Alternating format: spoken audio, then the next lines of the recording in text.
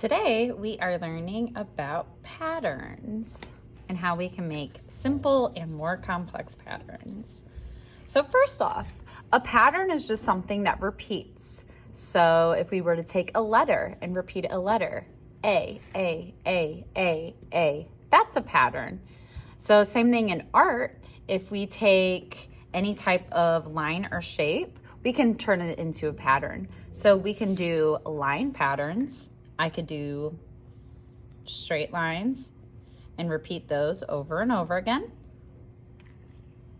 and make a line pattern like that, which is what we would call stripes.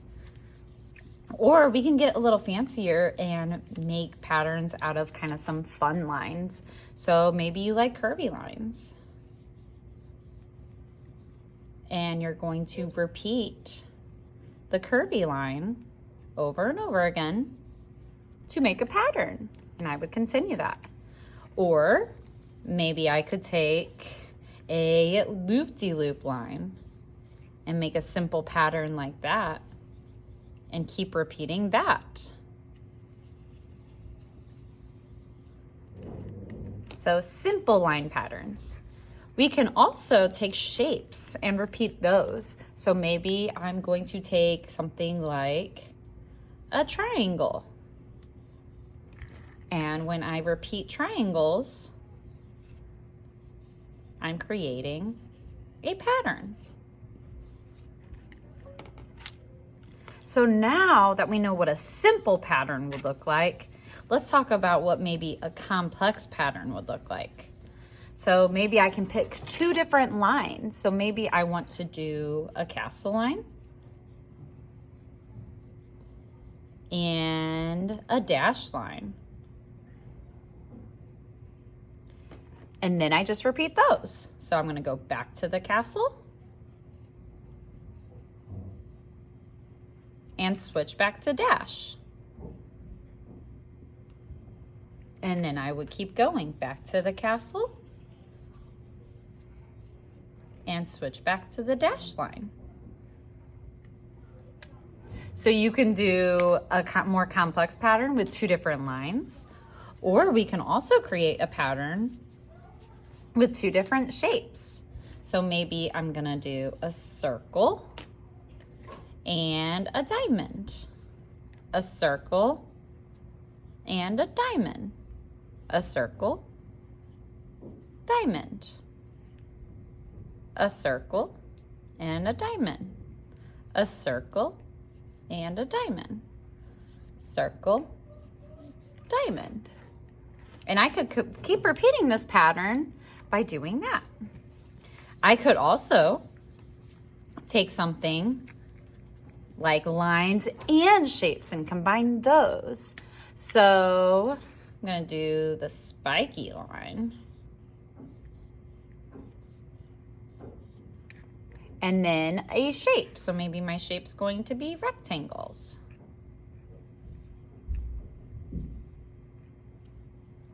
Back to the spiky. Back to rectangles.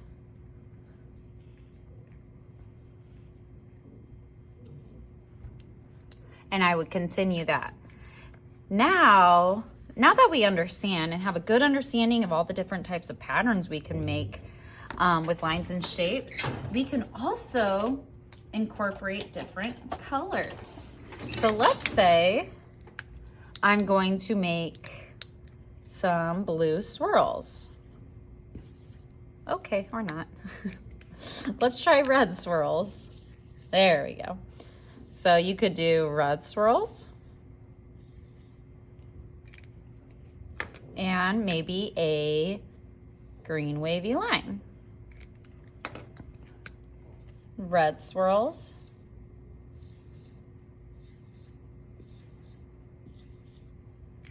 and a green wavy line.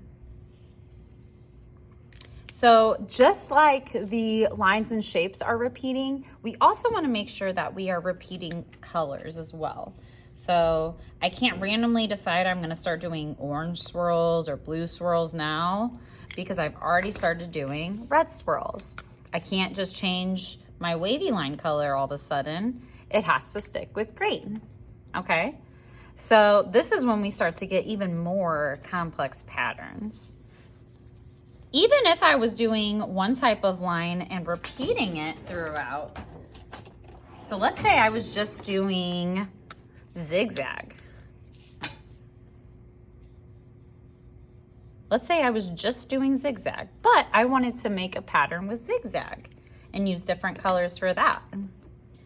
Well, I could still do that if I wanted to, but I can't just start switching colors now. I got to keep up my pattern.